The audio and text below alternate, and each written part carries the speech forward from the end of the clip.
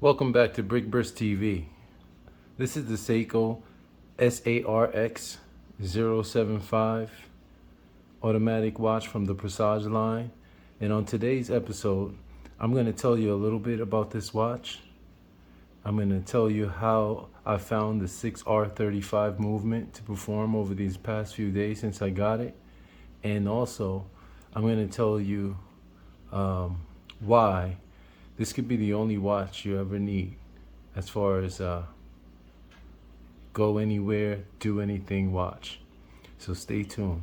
Oh, and also toward the end of the video, I'm going to show it on some straps. So stay tuned.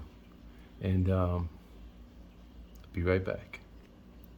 So SARX075 or the SPB165. I don't know why in the other video where I compared this watch to my SUR307 here, I kept calling it the SRP. I don't know, maybe it's all the other watches, but in that video I synced both of these watches, and as you can see, here we are 4 days later.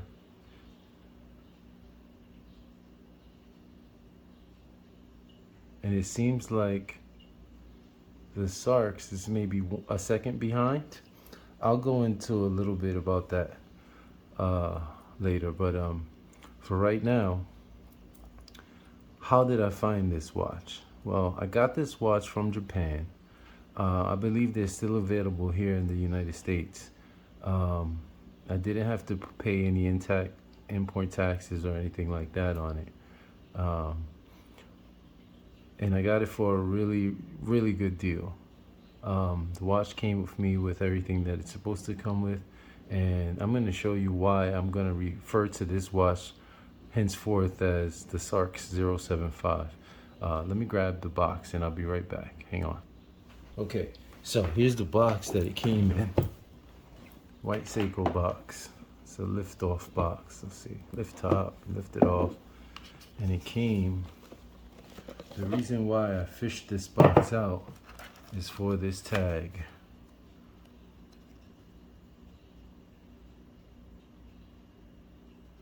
See there? SARX075. And everything's in Japanese. When you open up the manual, it's all in Japanese. There are English instructions in there, but here's the box that it came in. It's a nice box. Pillow's it's soft, it's a pillow. And a couple of extra links. I have this size to my 7-inch wrist. But enough about the box and the paperwork. Back to the watch. So this has a SUR307 movement in it. You can see that rotor has a nice pattern on it. This is probably going to be full of smudges, and I apologize for that, but hey, it's gonna get smudgy. It's a bit sticky here in New York today, so there we go. That rotor is not gold. Usually the rotors in the Presage line watches have gold rotors, but that one has a little bit more of a texture detail to it, a mill detail, if you will. The exact term escapes me right now, but anyway. I spoke a little bit about a challenge that I entered as far as a one watch challenge where you had to wear one watch for 30 days. And there are two challenges. The one is that one from watchcrunch.com. That challenge begins on May 21st. But on May 9th, when I received this watch and I aired the video, on air it was 11:40 a.m. And I challenged myself, and I said that I would not wind this watch for 30 days, starting at that exact time. Well, here we are 4 days later, and I did wind the watch, and I'll tell you why. This watch came in earlier that morning, on the 9th, May 9th, and I wound it. It wasn't running, as you would expect, and I set the time, I set the date, and I wound it 35 cranks. And then put it on my wrist and went about my day. Shot the video, everything else. The very next morning when I woke up and I looked in here in my watch box, it was in this position above the SUR307. I looked at them both side by side and they were synced up still. So I was happy about that. And then I got to thinking, wait a minute, this has a 70-hour power reserve. So how is it that the 4R35 has a 41-hour power reserve? How did they do it? And the difference is, I guess it has a longer spring. So I did a little research looking at how many times you have to wind this thing to get full power. And it turns out, I read the booklet and everything, I went online, Google search. Turns out you have to wind this a minimum of 55 times to get a full, to get the watch to full power. So I immediately thought about my claim and my promise on my last video where I compared these two watches, the SUR307 and this one. And I said to myself, well, it wouldn't be fair. I'll just fess up on the next video when I talk about this watch. So that's what I'm doing now.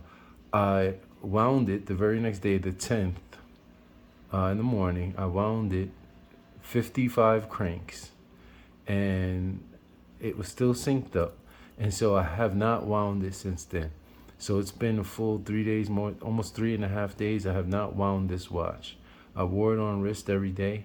Mostly I'm here, I'm sedentary, but I did go out each day for, you know, an hour or so, maybe 2 hours at the most. Did a little shopping, did some things like that, and had a couple of appointments. So I wore the watch. And as you can see, it's keeping time fabulously.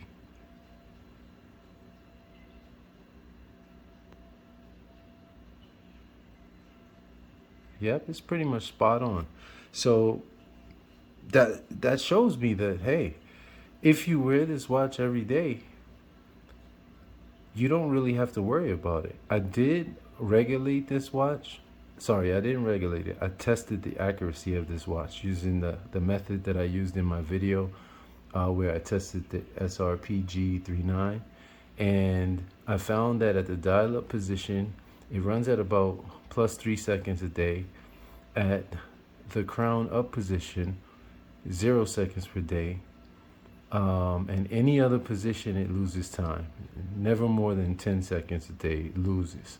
So on the wrist was the real test of that. And so it does lose a couple of seconds per day from wearing it on the wrist. But when I sit it back in the case in this home, dial up, the next morning, I go to bed usually around 11:30, sometimes midnight, and then I wake up naturally about 6:37 a.m.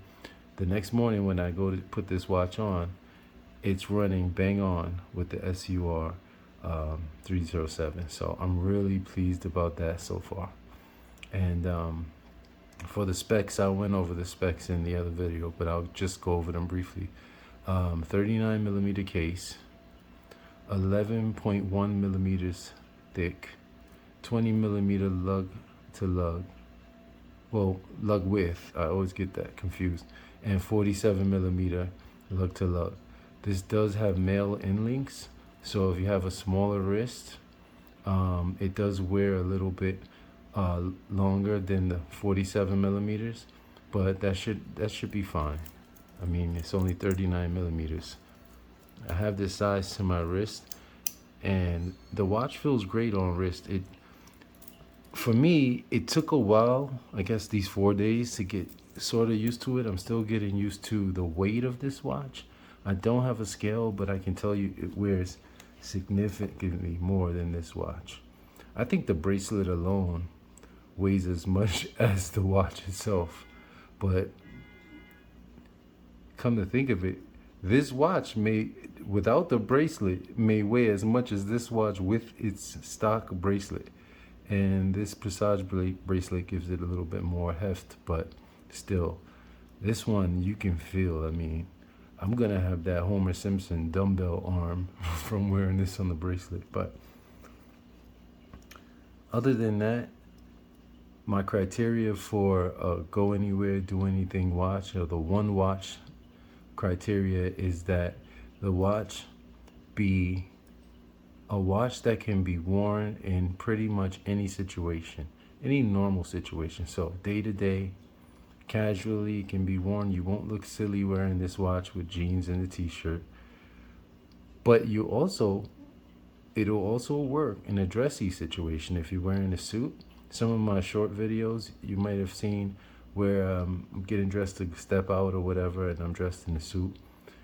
I may post a few more of those coming up now that the seasons have changed, and I'll be wearing this watch especially for that challenge, probably in every one of those videos. And I don't even think with that challenge you're allowed strap changes. But anyway, about the straps, I just ordered a bunch of straps here. There's 5 straps here. I'm waiting for 2 more, and some of you may know my trusty bag O straps. So what I'm gonna do is I'm gonna take these straps out. I'm gonna take off this bracelet, and I'm going to try this watch out on different straps to show how you can wear this watch, and with 5 different straps plus the bracelet and maybe 1 more from here, you can wear different ways every day and Sunday. So if that makes any sense. I could ramble on and on, but you can always have the fast forward feature. So, but I appreciate those of you who stick around and listen to me go on. I really love this watch. At first, you know, I was so used to this guy. I can't stop picking them up, but they're so similar. But I really like the pattern and the style. I like everything about this watch. I mean, I don't really have any complaints. And I did a search on, oh, back to my criteria. Sorry, I'm all over the place. I got brain damage. The criteria for me for a go anywhere, do anything watch, in addition to it being able to be worn in a everyday situation like casual, shorts, t-shirt type of thing, obviously business casual, but also in a business environment, you can pull this watch off and no one will look at you silly. Like if you have a huge diver on or something like that. Nothing against divers, guys, before you come at me with the pitchforks. But one other important thing is that it have lume. There's nothing like when I go up to my roof deck and I come back down here and it's dark and I walk in the door and shut the door and this thing is just glowing already. As a matter of fact, let's see, is it still a little bit of lume there? I mean, you can't really see, but I have this light coming in through the window. You can see it's 7 o'clock and we still have daylight, which is great. Those longer hours in spring and summer are great. But anyway, so let's get this watch off this bracelet and get some straps onto it, see how it looks, and I'll show you how you can rock it throughout the week, or whatever your outfits are, whatever your mood is. So let's go. So first, I'm just gonna grab this polishing cloth. This watch is really robust, but some of my videos I took forever. Right here in this little compartment in my watch case, I have this bag of spring bar tools. They come free with some of the straps and the plain buckles. But the first thing I'm gonna do is I'm gonna relieve this clasp.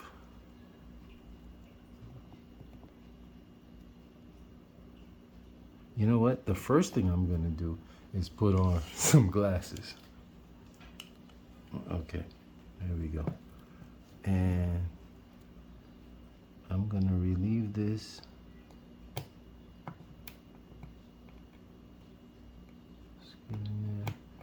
Actually, these glasses aren't helping. Maybe my vision is getting better. I just ate a huge salad.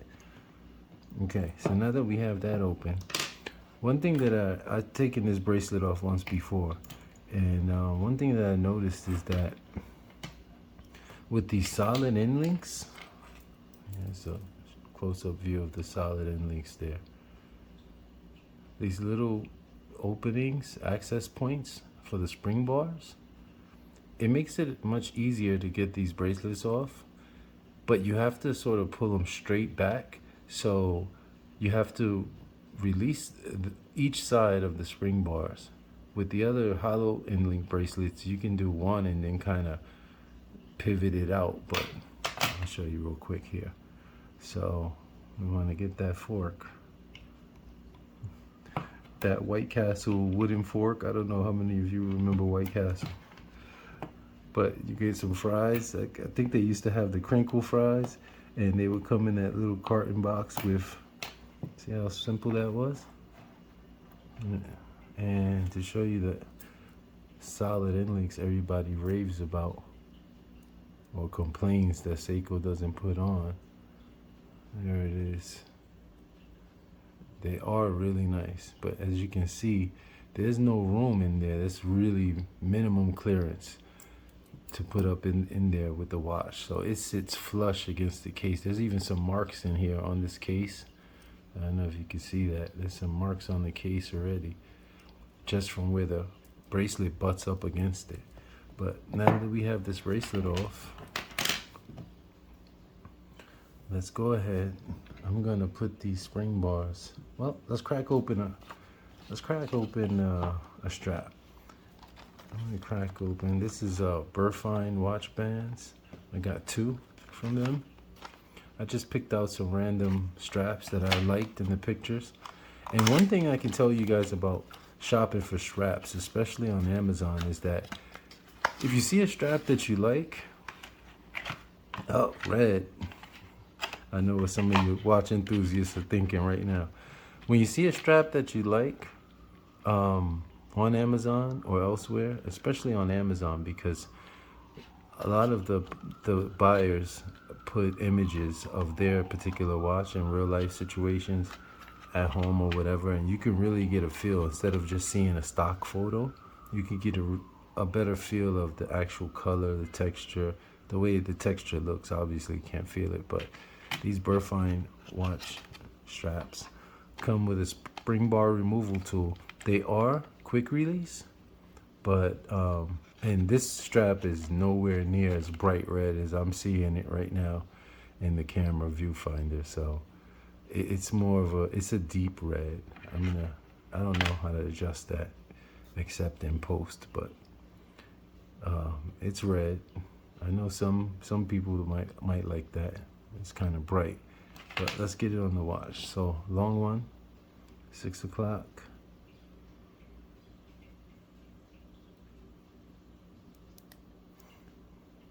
I'm starting to really warm up to these 2-stitch straps, especially, you know, on a dress watch. As I've stated before, I don't really like them on a dress watch so much. I've seen some that looked pretty good, but so there you have it on the red Burfine. Let's get this stuff out of here.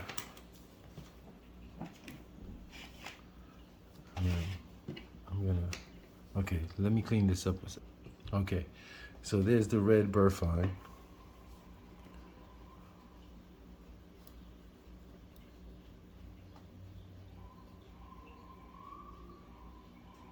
I don't know if you can see that. It's a decent strap and a decent buckle, a nice satin buckle on there. I'm not gonna put this one on wrist because I most likely will be returning this. I wanted a burgundy strap, and this one, even though it's coming out really Red Sox red, bright, it's not this red. But let's go ahead and move on to the next one. So next up is the next Burfine watch band.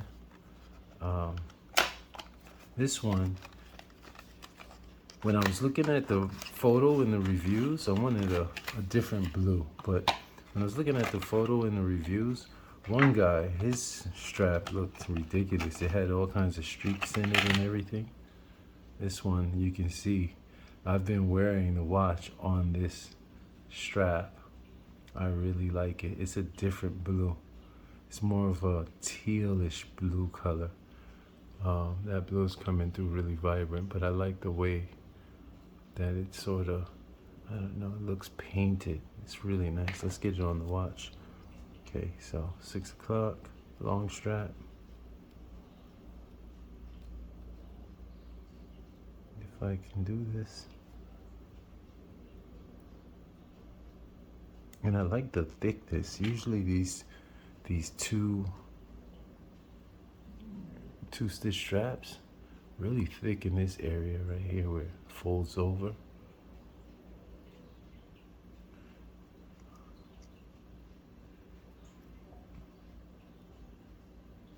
This one I will put on wrist because I'm keeping this one. And okay, so we did it upside down. We did it the Seiko way again. Man, I guess the older you get less sharp.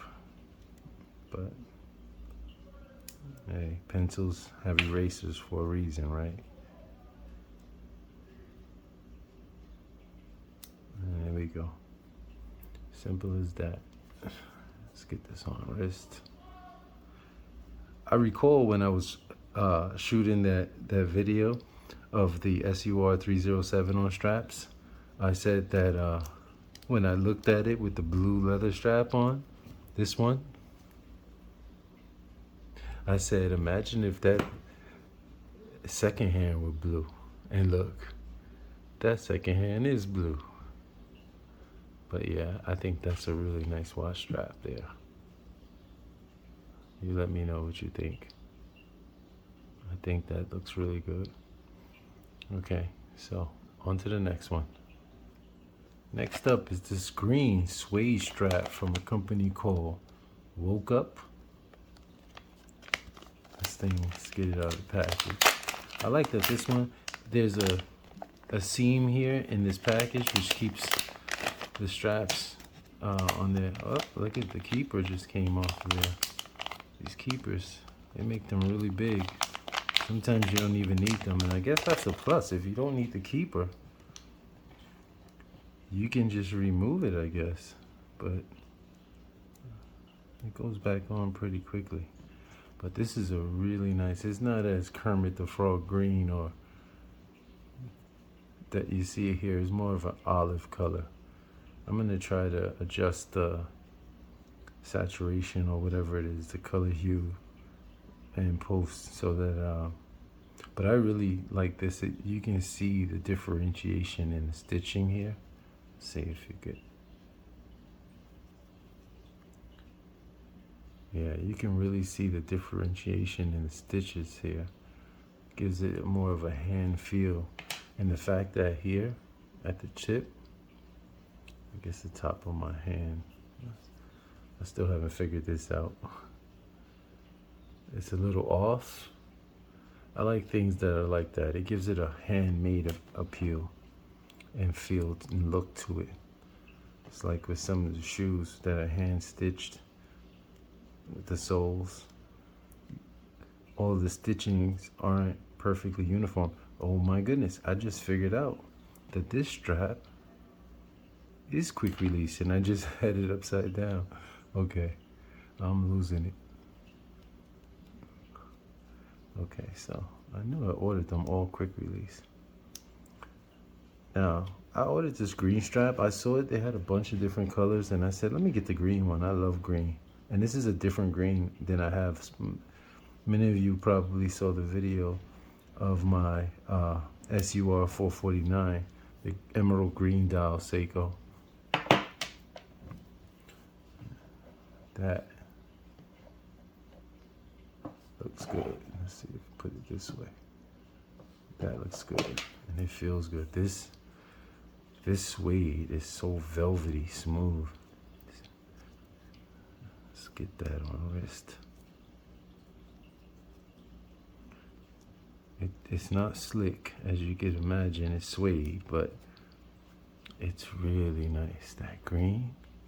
And I like that little detail there on the tail that you can see when you have that little part sticking out. Kind of, you know, I'm here and there with that little part, but let me know what you think about this one, the green. Okay, on to the, So next up, I have a strap in sailcloth material. This one is by Ritchie watch bands. And when I ordered this is an example of how sometimes what you see in the stock photos, the color situation, it's not exactly the same as what you get in real life. Well, this strap by Ritchie is nice, but this is not quite the blue that I wanted. I believe they call this a navy blue, and I don't think that's quite navy. It is blue, and it is a nice strap. It has that nice lining, the leather lining that's more like a suede or nubuck material, and I really like that. It does have a number of adjustment holes. I'm counting 9, and the stitching is nice. The sailcloth material is nice. And here's the thing. This, I believe, is a Barton strap, and you can see the holes there, how they kind of, I called it the worn-in look on the holes. Well, on this Ritchie strap, the way they did these holes, I don't know if they punched the holes with heat and it sealed in the holes, but it appears that the holes are fray resistant on here. But anyway, let's get this on the watch. So, long part 6. These sailcloth straps can be really stiff right out the bag. That was the case with my Seiko SUR307. That thing was really stiff. But when I went back to look at it in more detail after I had put it on that wacky silicone strap, I noticed that the sailcloth material on this one, it's really nice. And I didn't know if it was because it was black or what, but it's really nice. So I put it back on the watch. Haven't seen some other sailcloth straps, and I like the tip there rather than the blunt edge. So it's like a cross, it's like a, I don't know, an in-between the blunt and the triangle off, whatever you want to call it. Anyway, so here's the Ritchie strap, sailcloth. I'm not gonna put this on wrist, and that's because I ordered this one. After I saw the sailcloth strap color, I said that's not what I wanted, so I immediately ordered this one. This is a company called Benchmark Basics. I don't know if this is like the house brand of Amazon or whatever. The name, well, I guess they have their own website, so.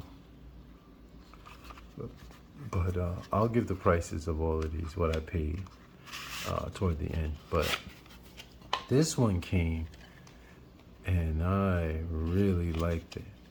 The name of that company that sells those premium sailcloth straps, thanks to a subscriber, well, I hope he subscribed, but at least he helped me out. I think his name is Emilio. He turned me on. The name of that company that starts with an A is Artem, and they have some really premium looking sailcloth straps. This one here, as you can see, has a leather lining, has a silicone protector. I believe this is silicone. Might even be leather, I'm not sure. I know the Artem ones have silicone hole protectors here, but when I saw this strap, it looked like those. This strap was 20 bucks, and those Artem straps are upwards of $100 and don't come with the buckle or quick release. They're made for quick release, and you have to buy the quick release separate. So that strap costs as much as I paid for this watch. So if you're looking to do this watch, the Quartz SUR307, on some straps. Obviously you're looking for a more affordable option, but if you have a $1,000 watch, that's just a percentage. But if you can see these side by side, you can see the color. I don't know if I'm gonna try to fix the color on this, but this Benchmark Basics one is much darker. So let's get it on and see. Again, this is the Ritchie. And here's the benchmarks. Sometimes I find that if a company is selling on Amazon, you can go directly to their website. There may be specials, but I do find that when you do that, sometimes, I guess because of the fee to sell on Amazon, their prices are marked up a bit, I guess, to pay for the luxury and the accessibility of having their goods on Amazon.com. But there you go. And I count 3, 6, 9 strap adjustment holes on this Benchmark Basics, but it does have the pointed tip and the sailcloth material. It looks the same, but actually this one is a little bit finer than the Ritchie. And let's put that up against the Barton. Let's try to get these all three without dropping my watches. And you tell me if you can tell any difference there. But I'm starting to really like these sailcloth straps. But yeah, this Ritchie strap is gonna have to go back, and I'm gonna keep this one. Let's get this on wrist and see. I haven't tried this on yet. I'm still waiting for a delivery of 2 straps. They said one was out for delivery since maybe 9 or 10 this morning, and delivered by 6, and you can already see that it's after 7. So I doubt it's coming by United States Postal Service, but there we go, on wrist. You know, that looks good to me. That looks really good. That I didn't even have to bend this up. I mean, it's still kind of stiff. Usually what I do when I get a new strap, I'll show you with this one. I'm guessing that the sailcloth material is not that rigid, but with the leather backing. So what I usually do is take the strap and I kind of bend it like this, or roll it. Just roll it. Do this when it's off the watch. You don't want to damage the spring bar holes, but, or the spring bar tunnel. You're going to call it the spring bar tunnel. And then once you get a nice, you know, get it bent, bend up, bendy. I promise you, I'm losing it. Slowly but surely. Okay, get that in there. And I put it as tight as possible so that it will force it to bend. Sometimes you put on a stiff strap and then you can turn the watch this way and see it sitting proud of your wrist. The watch is way up here. That's a stiff strap, but I really like this one. This one is a keeper. And that's a nice little sheen to it too. Makes it look a little bit more premium. I really like this strap. This one gets a thumbs up from me. So we're what, 5 straps in? Okay. I think I have one more. Actually, no, that's it. But I'll try it on a couple more. So give me a sec. I've been sitting the watch down here on this polishing cloth. I know without gloves and with it being sticky here, I'm gonna need to keep wiped it. So I'll keep that handy. I had it off camera, but off camera I have this bag of straps. So let's just see what I got in here. This is a needle style strap that came with my SSB409. And we got the Stingray strap with the deploying buckle. We got the black I had this on the SRPE57 that I gave to my son, my youngest son. So we have that one. We have the wacky get wet in the pump with the kids strap. Go back and watch that video if you didn't see it. That was about this watch, the Urban Seiko. What is this? SUR307. Yeah, I think that's a good match. But anyway, we have this stock Seiko strap that came on the Presage, which I'm not going to use. I find that these start at 20 millimeters and then they taper all the way down to I think 15 or 16 millimeters. And I don't know, that leather could be premium, but it just doesn't look good. This one came on the SUR309. It's a really nice strap, everyday watch. I mean, I guess you could put it on here, but nah. Yeah, maybe. Let's try it on. Let's try it on here. I just saw it with that white stitching and I was like, maybe it might fit. But it's really thin. Yeah, that's the other thing. It's a thin strap. And just in case you don't believe me, Seiko breeds cows. I read somewhere that unless I was dreaming, this is not quick release, so I am not gonna do that. I read somewhere that Seiko, they grow their own quartz. So I was thinking when I saw the Seiko calf straps, I'm like, Seiko calf. When I was reviewing the watch that came on this strap, and I said, this is Seiko calf, or not Seiko calf, but it's calf. That thought came to mind when I was rewatching that video. But anyway, the strap feels kind of synthetic to me. It's like spongy or something. It doesn't feel like calf. I mean, there might be a calf element to it, but I like the thickness of it. But it came on a field watch, so you know, I guess you want a rugged strap for it, but hey, you can deal with the sailcloth, right? Or with this one, which is what I just had on that watch. So let's get this on. Let's see. I wanted a natural leather strap for this watch option. And when I went to put it in my cart, actually I had a couple in my cart.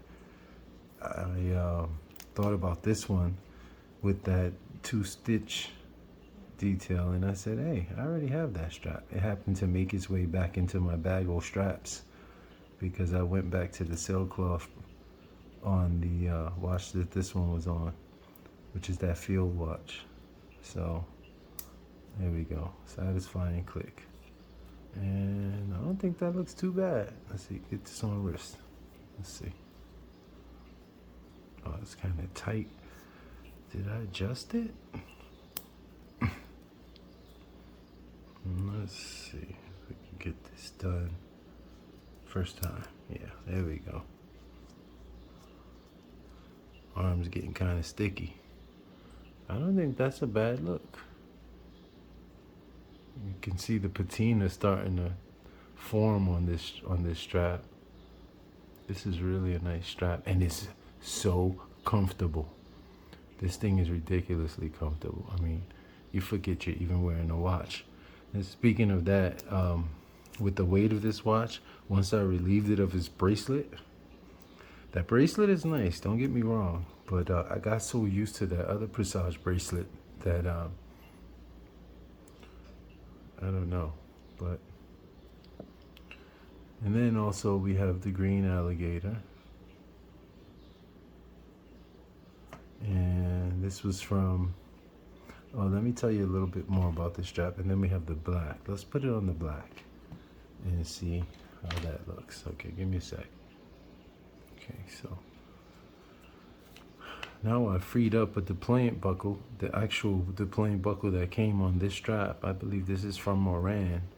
This strap is still stiff, but something about a black and white combination, a white face watch on a black strap. It's classy. It's just classy. I never wear black shoes, or dress shoes that is. Never have the occasion to wear them, but I just can't stop looking at this watch on this strap. Even with that blue second hand, I mean, the second hand is so small that, wow, the pattern on that dial, like I said, from arm's length, you can still see it, but it's not all in your face like those macro shots that we see when we're researching watches. Since I'm putting it all up in the camera, let me make sure it's wiped off. So when I was talking about this watch, when I introduced it in my video, the head-to-head comparison between this and the SUR307, I said that it had that polished edge, and I completely overlooked the fact that the whole side of the watch is polished, and then it goes up over that edge, that sharp edge. I don't know if you can see it there. There it is. Sharp edge is polished, but then the whole side is polished. So the polishing just extends up, and then the top of the watch is brushed. It's really nice finishing. And then of course the bezel is polished, and the crown, the way the crown is signed, the Seiko S that so many covet. For instance, on this Presage, you can see that the S is carved in,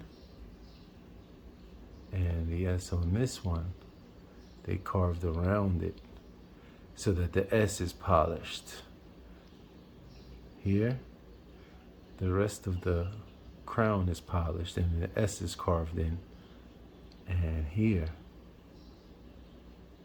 they carved around the S, so they carved out an S. And now that lends to the S being polished. I think that was a really nice detail on this watch. And so for an everyday watch, you get 100 meters of water resistance. You get a sapphire crystal. You get Seiko's DiaShield protection on the watch and the bracelet. You get so much lume. And the only other alternative in an automatic would be the SARB035, which is discontinued. It had a cream dial, and the lume pips on the indices were on the inner ring, similar to that SNLK 41 J1. And I don't know, something doesn't sit right with me with that lume inside. I mean, I know it's a functional thing, but just purely from a viewing it standpoint, I didn't like when they did that, like with the new Style 60 Presages, with that fake non-rotating bezel, but has numerals on it. It's supposed to be a dress watch. I don't see how that could be dressy.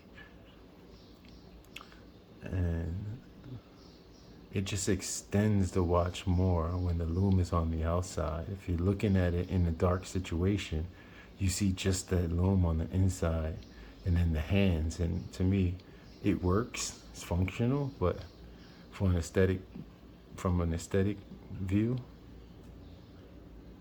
I'm not sure about that. So we saw this watch on 6, 7 different straps. And you guys know, let me know how you like it.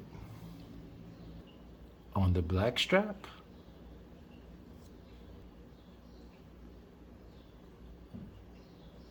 on the red strap, on the green suede strap,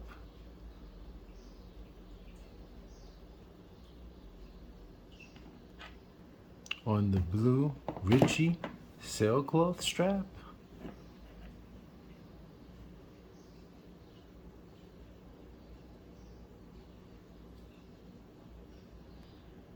on the blue Benchmarks Basics sailcloth strap,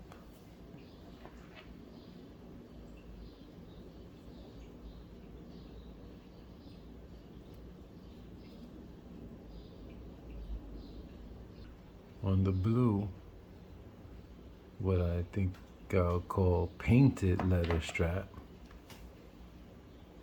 that I've been wearing it on, and you know,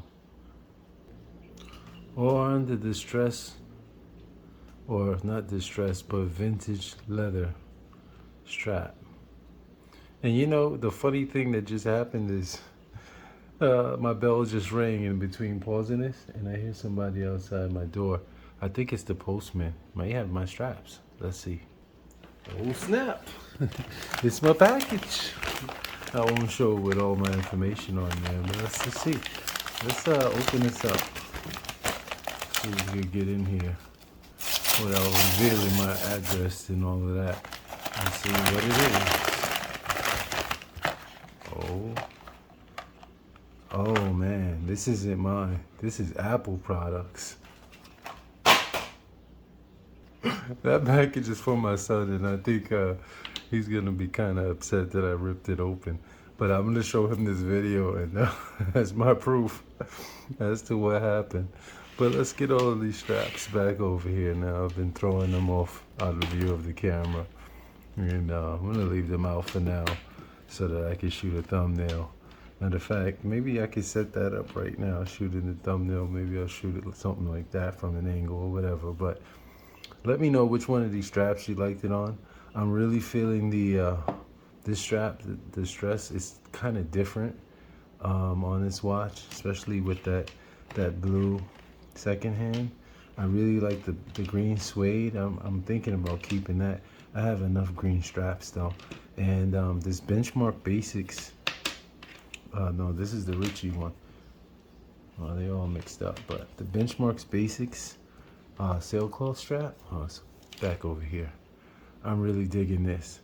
And remember, for that challenge, that 30-day challenge or 1 month challenge, however long the month is, 31 days, where I have to wear this watch every day, they're not allowing strap changes. So I'll have to wear this watch on the same strap or bracelet.